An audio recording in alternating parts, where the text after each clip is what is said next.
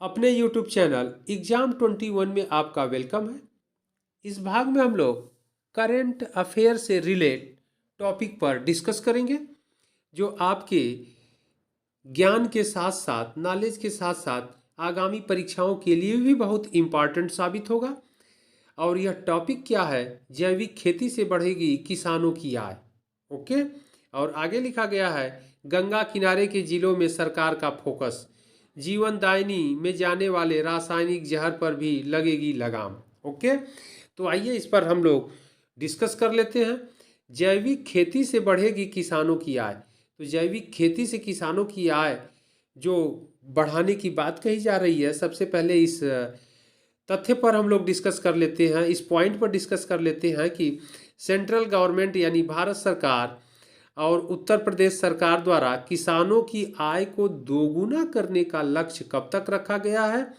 तो किसानों की आय को दोगुना करने का लक्ष्य वर्ष 2022 तक रखा गया है। यह आपके एग्जाम में हमेशा पूछा जाएगा, ध्यान रखिएगा, बहुत इंपॉर्टेंट टॉपिक है कि पहले केंद्र सरकार द्वारा किसानों की आय को 2022 तक दोगुना करने का लक्ष्य रखा गया। इसके पश्चात उत्तर प्रदेश सरकार द्वारा भी वर्ष 2022 तक किसानों की आय को दोगुना करने का लक्ष्य रखा।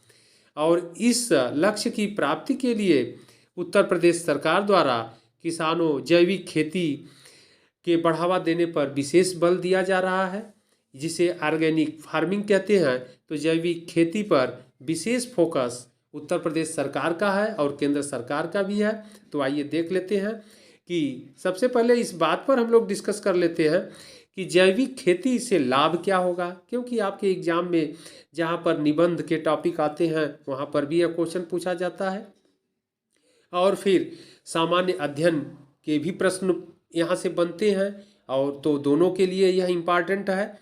तो जैविक खेती के बढ़ावा देने के लिए सरकार क्यों इतना बल दे रही है? तो जैविक खेती के बढ़ावा देने से कृषि उत्पादन क्षमता में वृद्धि होगी, यानी उत्पादन में वृद्धि होगी। इसके अलावा जैविक खेती पर निर्भरता से क्या होगा, किसानों को की निर्भरता जो रासायनिक उर्वरक है उस पर कम हो जाएगा। तो जैविक खेती के बढ़ावा देने से क्या होगा कि जैविक उर्वरक पर किसानों की निर्भरता बढ़ जाएगी और वह रासायनिक उर्वरक का प्रयोग कृषि में कम से कम करेंगे अथवा भविष्य में चल करके उसे पूरी तरह से प्रयोग, रासायनिक उर्वरक का प्रयोग बंद भी किया जा सकता है। ओके। इसके अलावा उत्तर प्रदेश सरकार द्वारा जो इंडो गैंजेटिक बेल्ट है, इंडो गैंजेटिक बेल्ट से तात्पर्य है गंगा नदी और उसकी सहायक नदी का क्षेत्र, जो गंगा यमुना का दोआब के नाम से भी जाना जाता है, इसी को इंडो गैंजेटिक बेल्ट के नाम से जाना जाता है। और यह बेल्ट दुनिया का सबसे उर्वरा क्षेत्र है। ओके, यानी कृषि उत्पादन क्षेत्रों में से एक है। इसलिए उत्तर प्रदेश सरकार द्वारा भी इस क्षेत्र पर विशेष बल दिया जा रहा है। तो अब आइए हम लोग यह पढ़ते हैं कि इसमें देखते हैं कि क्या क्या लिखा गया है इस बात पर। किसानों की आय दोगुना करने के लिए प्रतिबद्ध योगी सरकार राज्य में जैविक खेती को बढ़ावा देने के लिए एक अभियान की शुरुआत कर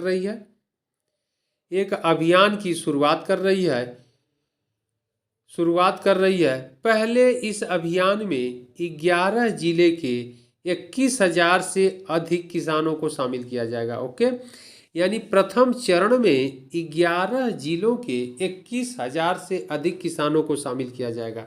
इंपॉर्टेंट है। और उन्हें जैविक खेती यानी ऑर्गेनिक फार्मिंग के लिए प्रोत्साहित किया जाएगा। इंपॉर्टेंट। आगे लिखा गया है किसानों की आय को बढ़ाने और रासायनिक खादों के इस्तेमाल को कम करने के लिए सरकार यह कदम उठा रही है। ओके, तो इसका जो कंक्लूजन निकल कर के आ रहा है वह यही आ रहा है क्या कि रासायनिक खादों का जो प्रयोग कृषि क्षेत्र में किया जा रहा है उस रासायनिक खादों के इस्तेमाल को कम किया जाएगा और कम करने के लिए सरकार यह कदम उठा रही है। और जैविक कृषि को इसीलिए बढ़ावा दिया जा रहा है। और इस अभियान के तहत 11 जिले में, यह प्रथम चरण में यह अभियान 11 जिलों में चलाया जाएगा। इसके बाद जो है दूसरे चरण में अन्य जिलों को भी शामिल किया जाएगा। ओके, आगे बढ़ते हम लोग। इस अभियान के तहत किसानों को गंगा नदी के किनारों पर जैविक खेती के लिए प्रोत्साहित किया जाएगा।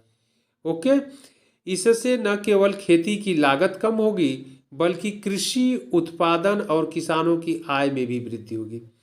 तो जैविक खेती के प्रयोग से या प्रोत्साहन से क्या होगा कि खेती की लागत में भी कमी आएगी और फिर कृषि उत्पादन में भी वृद्धि होगा, जिससे किसानों की आय में वृद्धि होगी। इसके लिए क्लस्टर बनाकर जैविक खेती की जाएगी। ओके, इस परियोजना के तहत गंगा नदी के किनारे स्थित 11 जिले के 21,142 किसानों ने 14,000 हेक्टेयर क्षेत्र में 700 यानी 700 जैविक क्लस्टर बनाए हैं। इन किसानों ने खरीफ 2020 और रबी 2020-21 सीजन में जैविक खेती के तरीकों से विभिन्न फसलें उगाई हैं। ओके, विभिन्न फसलें उगाई हैं। तो यहाँ पर आगे बढ़ते हम लोग। गौरतलब है कि इंडो गैंजेटिक बेल्ट, देखिए बहुत इंपॉर्टेंट है, आपके एग्जाम के लिए भी कभी भी पूछ सकता है कि इंडो गैंजेटिक बेल्ट कौन सा बेल्ट है या क्षेत्र है, तो इसको आप लोग जानते रहिएगा। इंडो गैंजेटिक बेल्ट दुनिया की सबसे उर्वर भूमि में शुमार है। मुख्यमंत्री योगी आदित्यनाथ अक्सर इसका जिक्र भी करते हैं। उनका कहना है कि सिर्फ इंडो गैंजेटिक बेल्ट की भूमि ही पूरी दुनिया का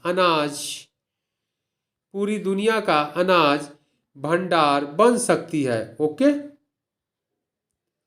पूरी दुनिया का अनाज भंडार बन सकती है। शर्त यह है कि इसमें खेती के अद्यतन तौर तरीके की मदद ली जाए। ओके, आगे है रासायनिक जहर जीवनदायिनी गंगा में न जाए। जो रासायनिक जो केमिकल्स इत्यादि हैं या प्रदूषित जल हैं उसको गंगा नदी में जाने से भी रोकने का प्रयास सरकार द्वारा किया जा रहा है। इसके लिए सरकार ने ये नई पहल की है। प्रदेश में गंगा 27 जिलों से होकर के गुजरती है। बहुत इंपॉर्टेंट क्वेश्चन है, ध्यान रखिएगा कि उत्तर प्रदेश के कितने जिले से होकर के गंगा नदी गुजरती है। तो 27 डिस्ट्रिक्ट या जिले या जनपद से होकर के गुजरती है। यह भी क्वेश्चन बहुत इंपॉर्टेंट है। उत्तर प्रदेश राज्य से संबंधित होने वाले सभी परीक्षाओं के लिए इम्पॉर्टेंट है, पूछा जा सकता है क्वेश्चन और आगे आएगा भी। तो यह रहा इस करंट टॉपिक से रिलेट जो इम्पॉर्टेंट क्वेश्चंस बन सकते हैं आपके परीक्षा के लिए इम्पॉर्टेंट है, इस पर हम लोग डिस्कस कर लिए। इसी तरह इम्पॉर्टेंट टॉपिक के साथ करंट जो टॉपिक हैं उसको भी हम लोग साथ साथ मेंशन करते रहेंगे, डिस्कस करते रहेंगे और आप लोग देखते रहिए। बहुत ही ज्ञानवर्धक ये सब टॉपिक हैं। फिर आगे अगले भाग में हम लोग मिलते हैं इसी तरह के महत्वपूर्ण टॉपिक के साथ।